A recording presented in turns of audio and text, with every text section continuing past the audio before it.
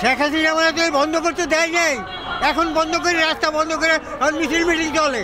2 ঘন্টা বসে আসছি, আমাদের খুব খারাপ লাগতেছে ভাই। আমাদের ভাই হওয়ানি চাকরি যাবো ভাই, চাকরি করে যেতেছি, যাইতে পারতেছি না ভাই, কাজে কামে ভাই বসে ফোন দিচ্ছে, তা তো বিশ্বাস করে না ভাই আমাদের কি অবস্থায় আছে ভাই। আমরা খুবই কষ্টের ভিতরে আছি ভাই।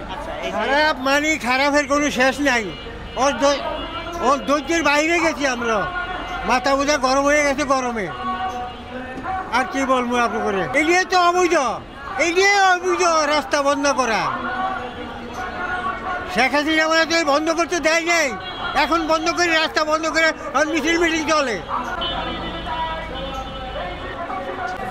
খুবই খারাপ লাগতেছে ভাই, অনেক কষ্ট, আমাদের যাতায়াতে অনেক সমস্যা হইতেছে ভাই। 2 ঘন্টা এসব কিছু বলে আসলে লাভ নাই, প্রতিদিনের অবস্থা হয়ে গেছে। এখন হসপিটালে যেতে হবে, কিন্তু কোনো উপায় দেখতেছি না।